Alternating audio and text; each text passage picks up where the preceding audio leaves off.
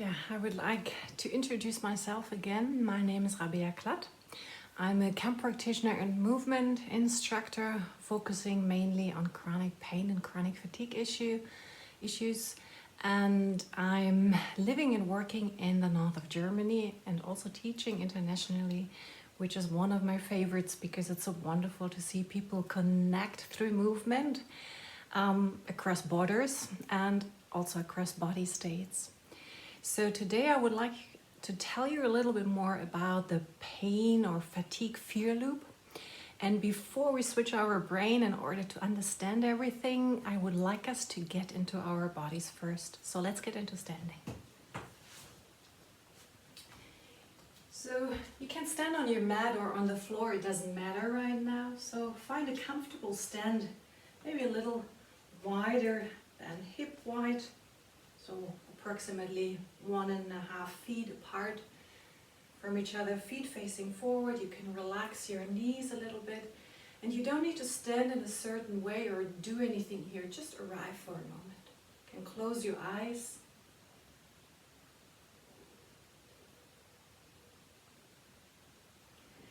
And then take a moment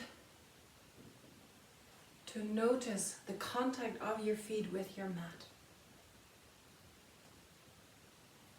Notice where do your feet make contact with your mat, with the floor. Is it more in the front or in the back or outside or even inside? Just notice. And also notice, how does that contact feel like? Hard? Soft, warm, or cool?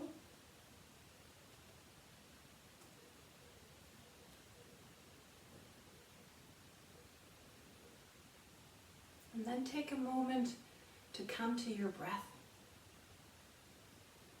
So where in your body do you notice your breath? Is it in your belly? Noticing expansion and relaxation of your belly. Is it in your chest? Your chest expanding, relaxing, or even in your shoulders, rising, sinking. Just notice.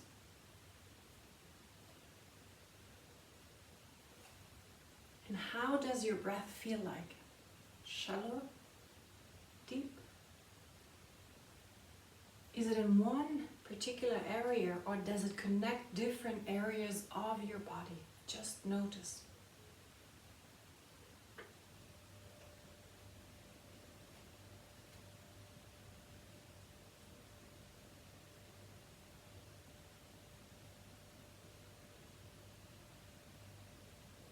And then very slowly take 2 deep breaths here.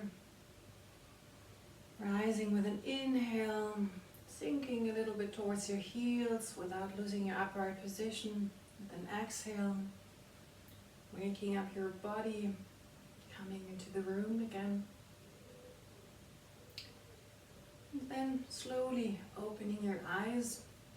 Now make your step or your feet position a little wider, maybe 2 feet apart. See if it feels comfortable. Relax your knees here. We come into our first exercise. It's called the Davinci Exercise. So if you're familiar with Da Vinci's beautiful painting, so that catches one of his arm movements here. What we want is we bring the arms up with an inhale, palms facing forward.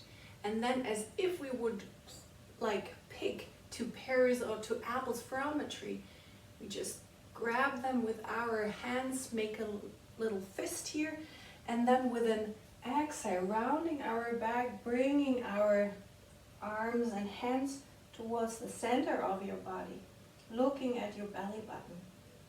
So if you have slip disc issues, keep your back straight while we bring in our arms here. And then contract a little bit. Grab with your toes into the floor, into your mat. Your fists are tight. And then with an Inhale, let go. Rise, become bigger here. And then with an exhale, get your apples, your pears, and round your back. Make yourself as small as you can. Contract. Look towards your belly button. Inhale, rising, opening.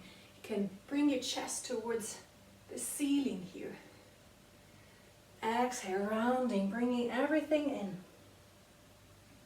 Inhale, letting go. Rising. So keep doing this movement in your own pace, connected with your breath.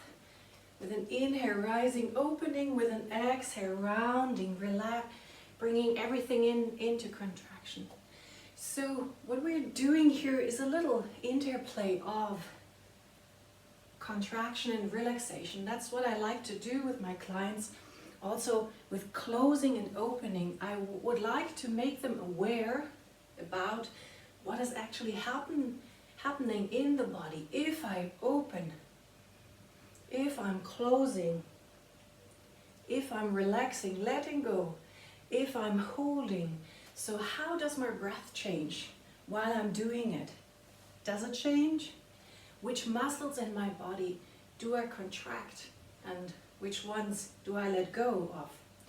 So I would like them to become more aware, to take a little bit of introspection here of the mechanism in these different movements. 2 more times in your own rhythm. Inhale, little back bend even if it feels comfortable. Exhale, rounding. Last one. Very good. And then rise one more time. Bring your arms and hands up and then turn your palms outward. And as if you would push 2 balls into the water here, sinking, relaxing your shoulders, your arms. Take a moment to arrive here. Close your eyes. Again, notice the contact of your feet with the mat. How does it feel now? Where do you feel the contact? Did something change about your breathing?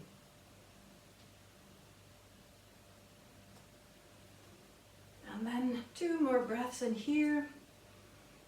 Waking yourself up, coming into the room again. Very good. And you can shake out your body if you like, and then come into your sitting. And now we want to come to the pain or even fatigue pain loop. So the two almost have the same mechanism here. So some of you might have already heard about the pain or the fatigue fear loop and others not. So I would like to give you a little bit of an intro here, and also what we can do to help our clients out of that here. So the pain fear loop is actually one of the biggest challenge clients face, but also us as movement instructors or therapists.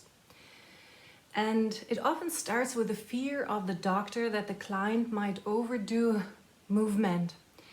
And the problem is also that because of pain, because of unpleasant sensations, our clients tend to leave the body.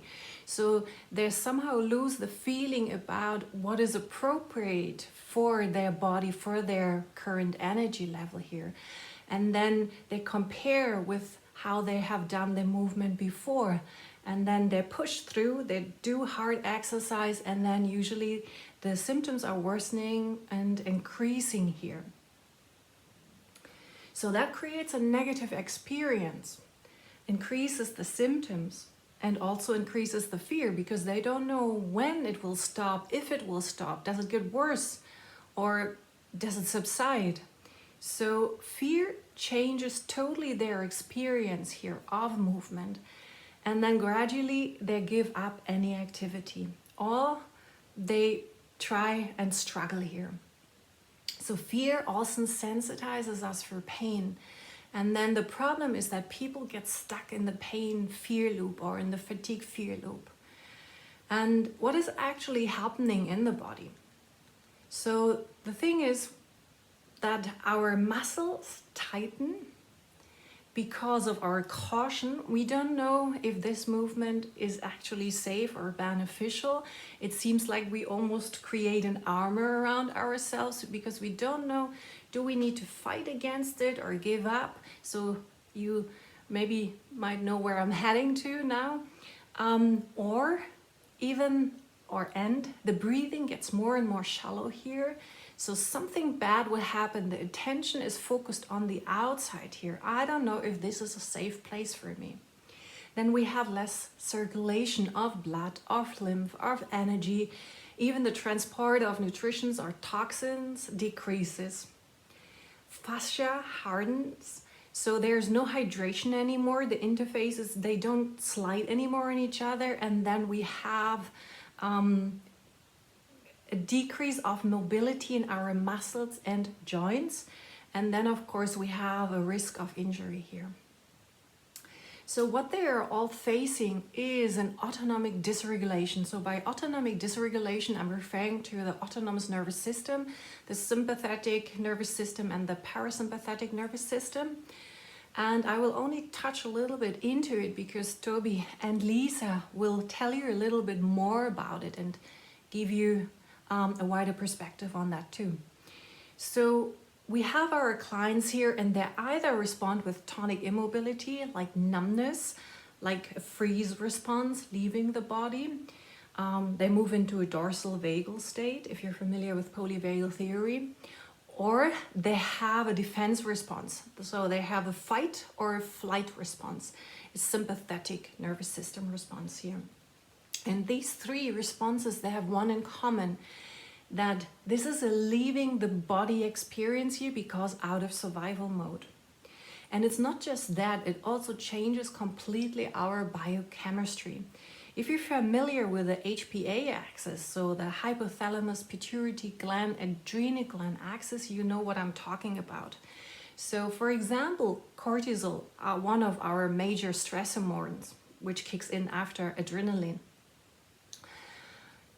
has an increase in the early chronic pain stages here. But if we look at later chronic pain or chronic fatigue stages, it really drops.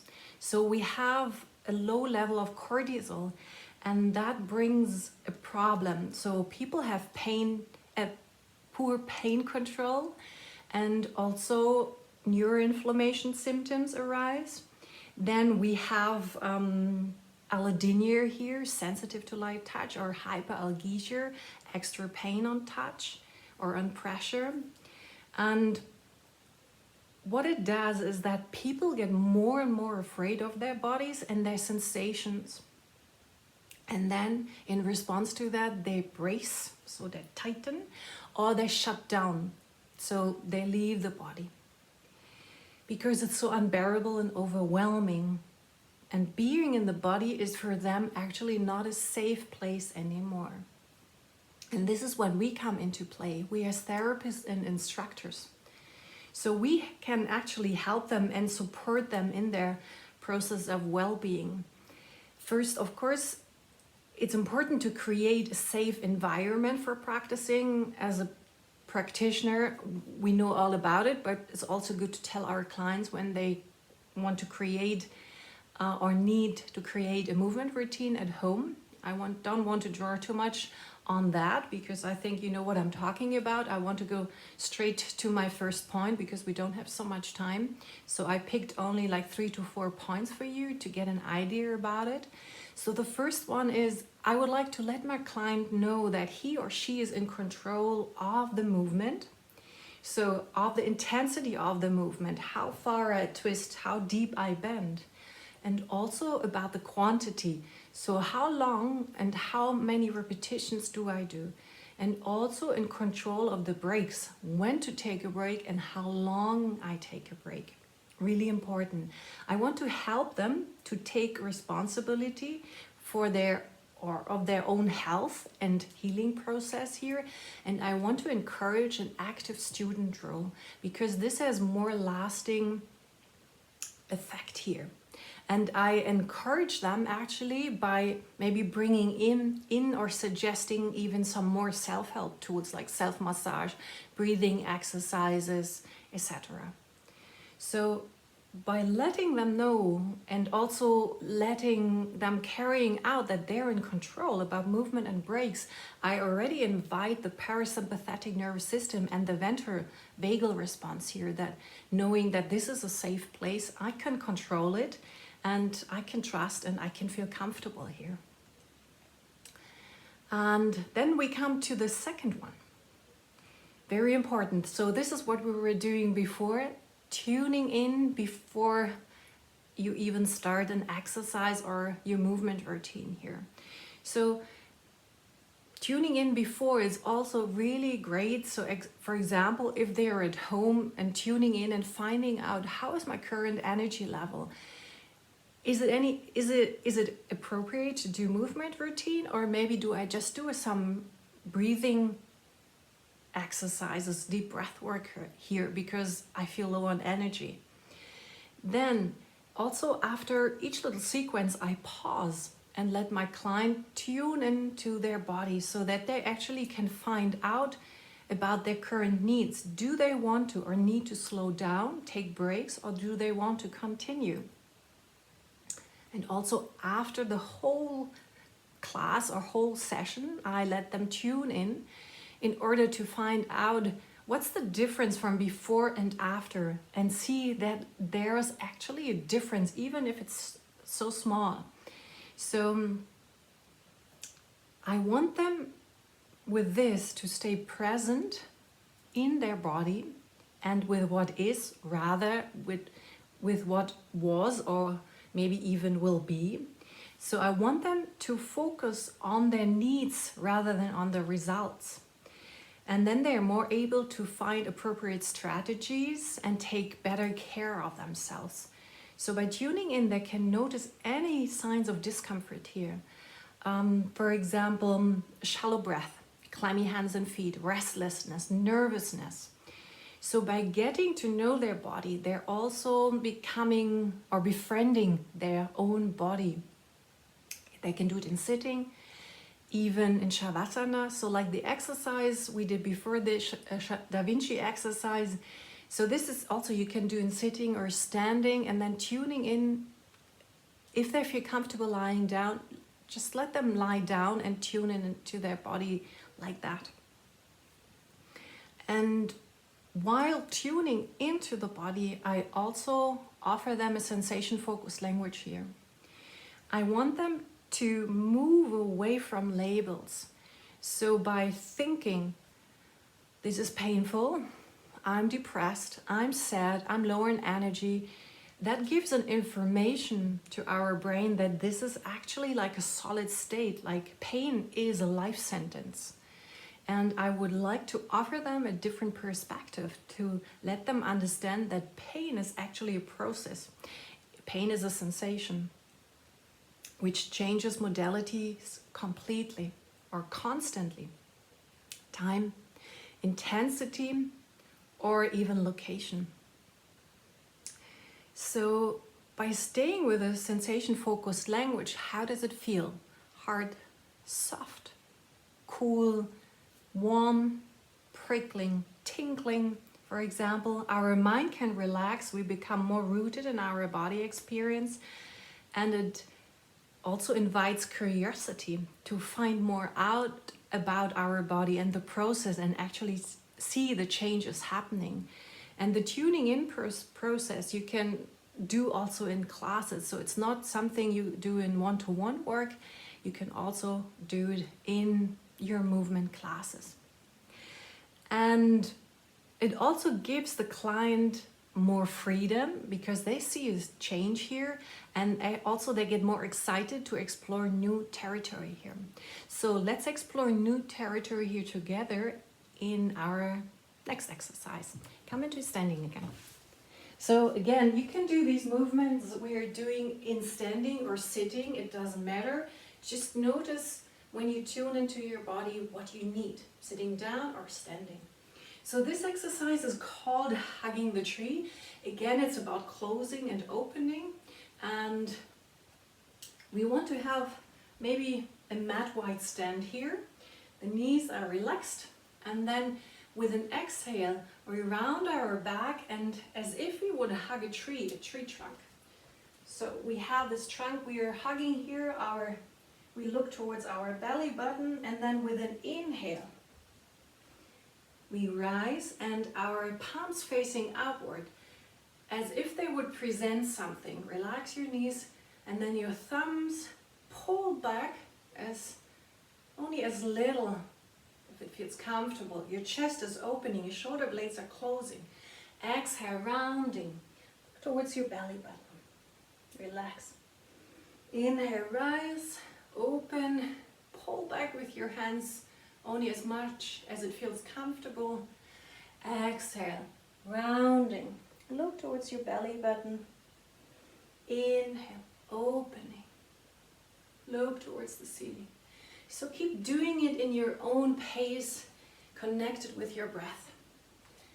Inhaling, exhaling, rounding. So by doing that, I also, like with the exercise before, I like to play with a moment of pandiculation, if you're familiar with it. That nice little active stretch I do in the morning, connected with the yawning. So that feels good. That actually releases the stiffness of the muscles by an active stretch here. And this is what we are doing. And as you notice also, we do a rhythmic, repetitive movement, which is what I like, because also it gives people the confidence that they get to know the movement here. They don't need to work it through with their minds. The body actually gets the movement quickly, and then the mind can relax, they can be more rooted in the body experience, and also they can play with intensity. So how far they open, how much they round and close according to their current energy level. 2 more times in your rhythm. Opening, inhaling, taking as much oxygen you can, exhaling, rounding. You can invite into these exercises your ocean breath, the Ujjayi breath, or prolonged exhale to switch on your vagus nerve, and then push with your hands down and rise. Let your arms hang down, left and right. Close your eyes and take a moment to notice, how does it feel in your body? Do you feel the area between your shoulder blades? How does that area feel? Is there a tickling, a prickling, warmth, coolness? What other body parts do you notice? Or do you feel connection between your shoulder blades and your spine down, or even up your neck towards your head? Just notice. And then slowly take a deep breath in. Rise, fill yourself up with oxygen, and then relax. Open your eyes, you can shake out a little, and then come into standing. Into sitting, of course. So let's continue with the next thing, which is also very important. So as I mentioned before, in response to unpleasant body sensations, what our clients tend to do is bracing. So what I tell my clients is that pacing is actually, or pacing rather than bracing. So first I explain them that bracing is a normal, a positive reaction of the body to keep us safe, so that they get to understand the mechanism here. So it's a defense mechanism of the body who wants to be in control or safe here. And with bracing, we have a rather unpleasant consequence or result here, because our muscle tighten, our breathing gets shallow, and we have less, as I mentioned before, blood or lymph or energy circulation in the body here, and then a risk of injury. So we have more bracing, then continued by more pain, and then more fear continues. So again, you see that this is like a vicious cycle, that pain or fatigue fear loop here. So bracing is actually like we have a positive feedback loop here, but with a negative consequence. And we want to help our client to change that and also to bring that mechanism into people's awareness here. So by inviting pacing, slowing down, we also dose or titrate the experience here. We want to help them to find the zone of proximal development, the safe zone, where they actually are able to learn and get to know their body in a relaxed or pleasant way. And where they can notice discomfort here and can take better care of it more effectively. And with pacing, I also often invite the moment of mindfulness and introspection. So tuning in, also a way of doing an introspection here. As you know, mindfulness and introspection can totally change our experience.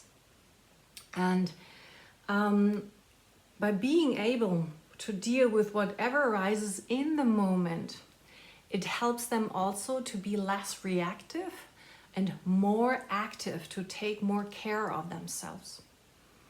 And I help them, or I offer them a space where they can work with their aversion response to discomfort, because usually when we notice discomfort or pain, we leave our body and will focus on something outside.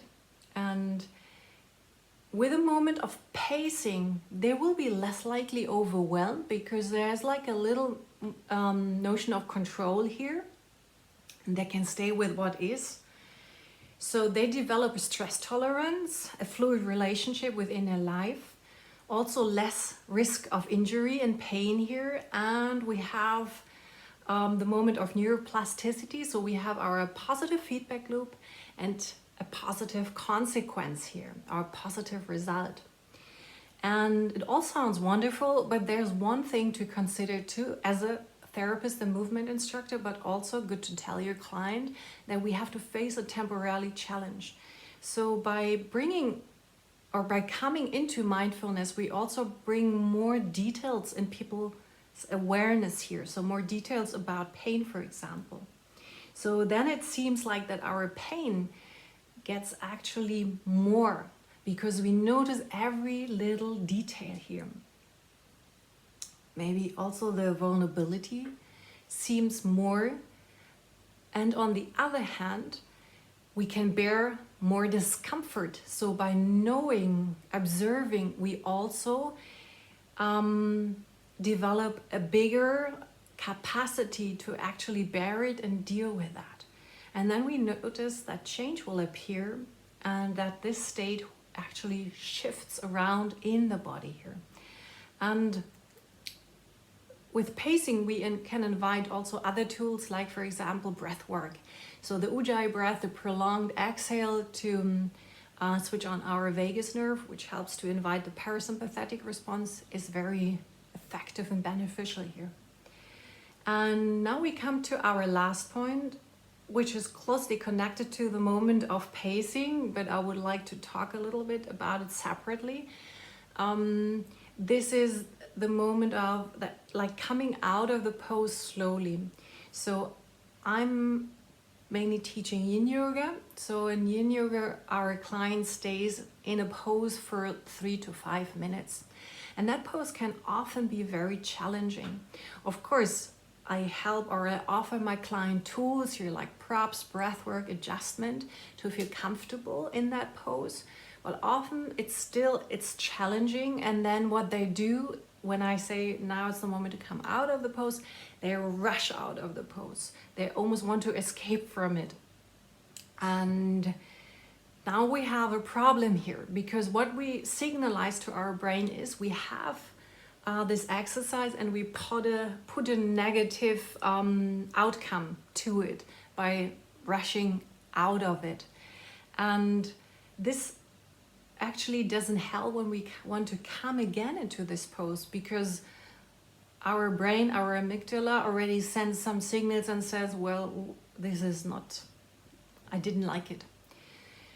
So by coming out of the pose slowly, connected with your breath, I often tell my students, so nobody ever died in a pose. So coming out slowly is actually not a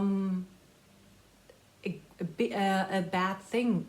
So you can stay connected with your breath, you can stay connected with your body, and you create a new neuronal pathway, a positive one. So you have a challenging exercise, but with a neutral or even positive result here. And you come out of the pose, take a moment here to let any effort and any sensation subside here, to enjoy the rebound effect, for example. And then also it deepens our understanding of our body and the relationship with our own body, and we have the time to observe. And if it still feels uncomfortable, I can invite my client to move around, to stretch, to do some more breath work, self-touch, self-massage, in order to let this maybe before unpleasant sensations subside here. So as you heard, there like many things, many wonderful tools we can integrate here as a therapist and as a movement instructors. And I just picked a few for you. And of course, there are many others, like baby steps, self-motivation, change of focus, self-help tools. A great, wonderful thing, as I mentioned, self-massage, self-touch, breath work, fascia rolling. So you can be creative here. And now we came to the end of our little presentation here. And before we stop, I would like us maybe to do a nice little exercise at the end. So you need to come into standing again, or even sitting on the edge of the chair. Again, a mat wide stand. So we had before the tree hugging exercise. So this one, we want to hug ourselves. So nice self-soothing tool you can also integrate when working with your clients. So with an exhale, you hug yourself around your back as before. Look towards your belly button. Let your elbows hang heavy. And then this time, with an inhale, you open up, cactus arms. And then your elbows move towards each other and down. And then the hands face forward, widely spread. Hold the contraction. Keep your shoulder blades closed, your chest open. And then let go with an exhale, rounding, hugging. Inhale, opening, cactus arms, elbows towards each other, down. Hold the contraction. Let go, rounding. Inhale, rising a little, cactus arms, elbows towards each other, down and together, holding, letting go. So 3 more in your own rhythm. Exhaling, rounding, hugging, inhaling, cactus arms, hold the contraction. Again, repetitive rhythmic movement. You can play with intensity of each part. Closing, opening, contraction, relaxation. Last one. Hold and let go. Hug yourself one more time. And then with an inhale, rise, open your arms there, push 2 balls into the water, sink. And then again, take a moment to close your eyes, relax your knees. Let any effort you've just taken subside. Notice the contact of your feet with your mat or with the floor. Notice the area around your shoulder blades, or even from your shoulders towards your head, the neck area. Is there tickling, a prickling, a warmth, a coolness? How does it feel?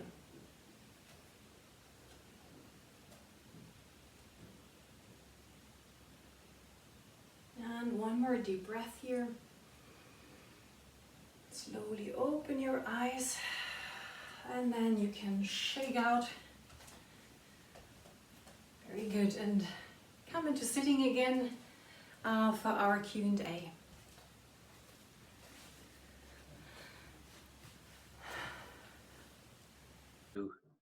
Yeah, so you can, so I don't want to be rude, and privacy is better, but just for the question, thank you for your presentation. It was very, very nice.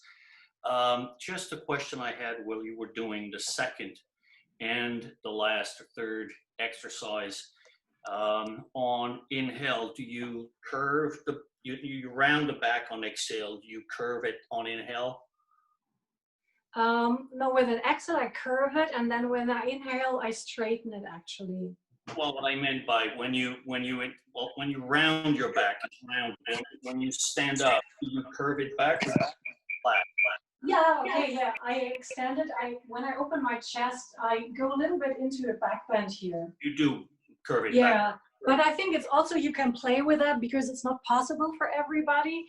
So it can be also just a little open now, because this can be quite intense for people who feel like restriction in the back, for example. Okay, thank you. I got it. Thank you. Okay, you're welcome. So do you have more resources to learn about vagus nerve stimulation and movement? So Jen, you will learn more about it from Toby and Lisa too. So you get a few more things, and they also have a few more resources for you where you can actually deepen your knowledge. And we will post something in the group as well. Any other question?